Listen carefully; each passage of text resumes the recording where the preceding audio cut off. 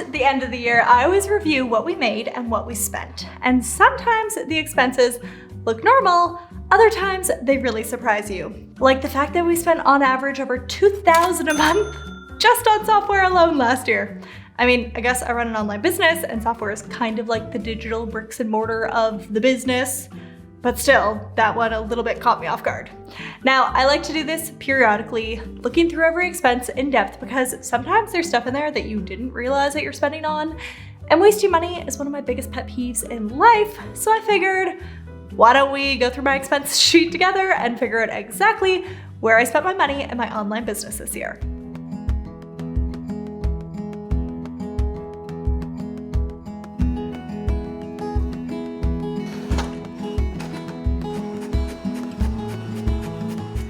Okay, let's go. We spent an average of $2,000 a month on software. That includes 2 websites on Squarespace, a few domain names for $20 each, our email marketing software ConvertKit, which is one of the best things that I spent money on all year. We also spent on Teachable, Xero, which is our accounting software, Google Drive storage, a few email addresses via also Google, Zoom, Deadline Funnel, Riverside, that's an interview recording software, Zapier, StreamYard, Airtable, Buzzsprout, ChatGPT, and Loom. Loom also falls squarely into one of the best things I spend on in a year. If you are not using Loom yet, it is a productivity game changer. Believe me, Google it. Next up, the thing we spent the most on this year, the biggest piece of the expenses pie, was actually paying our affiliates, which makes me so happy. What you'll notice in this as we go is that there is not any ad spend in this expense report. We didn't spend a penny on Facebook ads or YouTube ads or Pinterest ads or none of them basically. We decided a few years back that we'd rather pay our own students and fellow small business owners and influencers rather than Mark Zuckerberg to help us promote our products. So we started an affiliate program to be one of our big marketing efforts. And so we paid out, these numbers are only up until September, so they're not final yet, but somewhere in the neighborhood, give or take, of around $100,000 to affiliates. So yeah, I love that. So much better than spending money on ads, in my personal humble opinion. If, by the way, you're struggling on which marketing strategy might fit your business, by the way, affiliates, ads, content creation, etc., I actually created a quiz which will answer that for you in like under a minute. Head to paigebratton.com/quiz in order to learn which marketing strategy matches your personality type. Okay, back to expenses. Another big expense was payment processing fees. That is the 2.9% you as the business owner pay for every sale made via credit card or debit card. I think we actually pay a higher thing than 2.9% because we charge in US dollars as most of our customers are in the US and that's what they're familiar with. But because I'm in Europe and I'm pretty sure they just add on some fun extra charge because of that too. So that's the next big slice of the pie. I also pay for a co-working space, internet, cell phone, data when I'm traveling, that sort of thing. Speaking of travel, that was another expense, both for myself to mastermind events mostly, and then we also did do a team trip this year to Majorca, so that's a new cost which we had for the first time, but well worth it. We went wine tasting and did a day at a spa and hung out on the beach, and it was just fabulous. Now, another big one is accounting and legal stuff. We have a bookkeeper and an accountant and a lawyer who works with us to keep us all legal and filing everything correctly.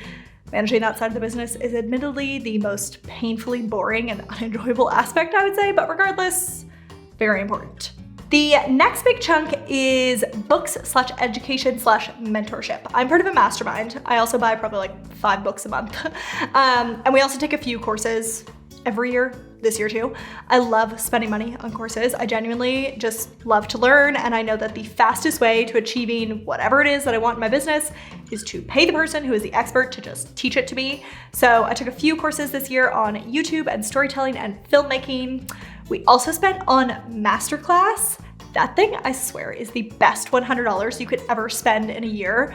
Hearing from the most successful people in the entire world on what they've learned over the course of a lifetime for $120, like honestly, Masterclass, take my money so well spent. One other thing that we didn't spend at all on this year, which was kind of unusual, was photography and design items. So normally we buy stock photos or I do a photo shoot, but this year I just honestly didn't get around to that. And we still have a ton of stock photos in our Google Drive, which we had bought previously.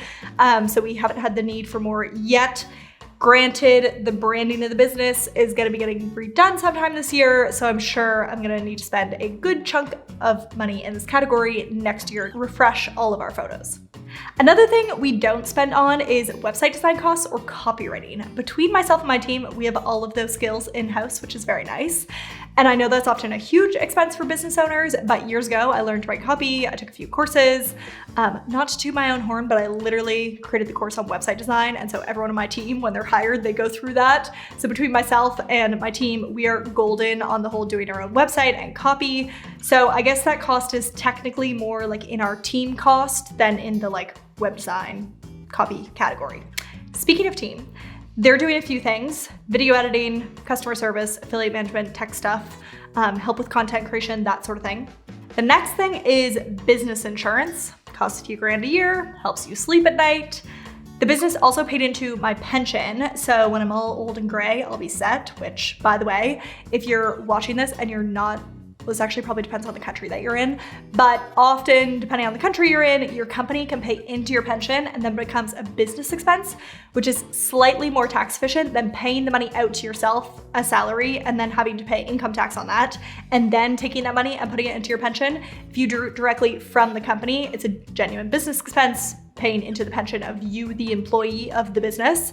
So it's a good little tax efficiency there. So yeah, those were the main categories. Lots of expenses, but also lots of revenue, so all good. Now, I don't know about you, but when I started in business, I was so confused as to how much money I should be spending. Was I spending too much and being like really irresponsible with the business money, or was I underspending and therefore like limiting the growth of the business by underinvesting in it? So I read a book which I would call mandatory reading for any business owner. It's called Profit First. It is the most hilarious and informative book on business finance you could ever hope to find. I will link it below for you. So definitely read that, and it tells you how much of what your business makes you should actually be spending and reinvesting back into the business versus taking for yourself. And it also does that based off the size of the business, because as the business grows or changes in size, what you should be taking, percentages, changes. And now, if you're wondering what exactly is worth your money to spend on in your business, I think this really depends on your stage of business, to be honest. I used to do a lot more online courses. I didn't study business or marketing in school, so I didn't have any clue when I started. And so I bought courses on just general, like how to run a business. I did Beef School with Marie Forleo, and that was incredible. Also some of the best money I've ever spent. I then took courses on whatever marketing strategy I'd chosen. So I bought courses on blogging and SEO and Instagram, even though I never implemented the whole Instagram thing because I just hated it. But when I started growing a team, I also took Run Like Clockwork, a course on basically how to like scale a business in a very easeful way and like grow and manage a team as well. I also took courses on copywriting because I found outsourcing that to be both really time consuming and inefficient because we just write way too much copy to have to hire it out every time. So yeah, online courses, I'd say well worth it if you implement them. I have a rule for myself actually when it comes to buying online courses. I used to buy them just because like, oh, I know I want this and at some point I'm going to do the thing, which is talking about in the course. But oftentimes that resulted in me buying a course and then like a year later feeling like, oh, I should probably get around to doing that. So my rule for myself now is on buying online courses, if I plan to implement the course right away, right now, and that's the next project I'm gonna be working on in my business, then I buy the course without a second thought. Now, in terms of who to buy from, I always figure out who is the go-to most successful person in that industry, which everyone talks about being the expert, and then I just buy from them. I also think that coaching can be really great to invest in once you've actually established your business a little bit.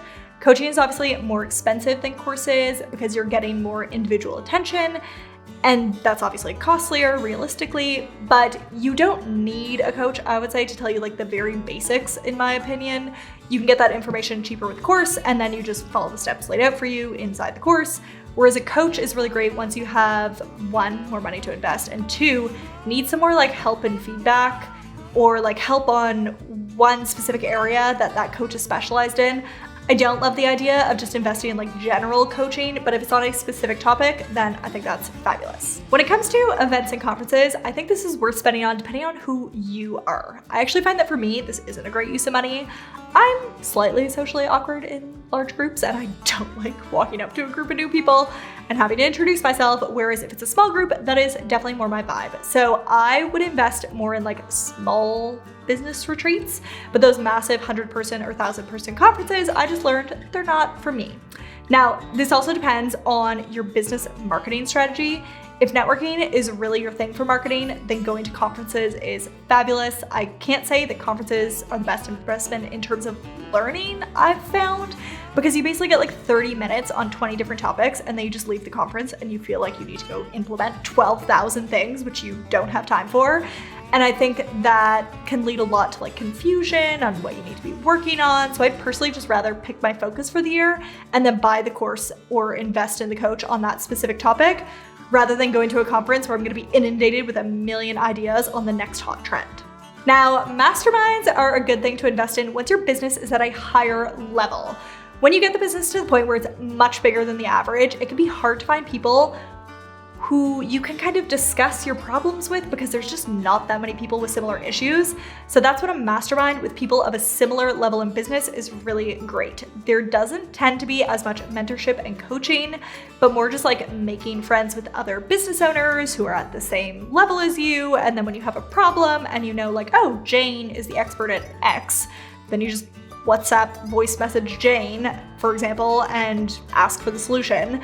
I found that on a few occasions, the advice and solutions that you get from these people are genuinely worth their weight in gold.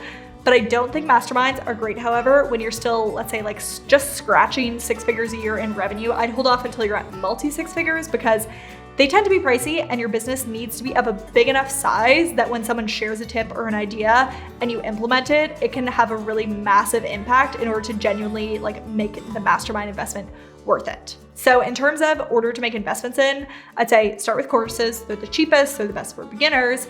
Then start working your way up through coaching and conferences and masterminds. But basically, as a business owner, I hope you love to learn because that's pretty much what running a business is. It's like a personal MBA. As an entrepreneur, you wear a lot of hats and you're gonna need to learn to wear them well, even if you might not be naturally well suited to that specific hat. Now, running a financially successful business isn't just about making wise investments. I was chatting with a good friend of mine, Catherine Morgan, who has helped thousands of female business owners with their finances, and she shared with me that the mindset problems are often the biggest factor which leads her clients to overspend or underspend and stash every penny away, never enjoying the moment. If you have a sneaking suspicion that your money mindset issues could use some work, then watch this interview next and Catherine will sort that out for you.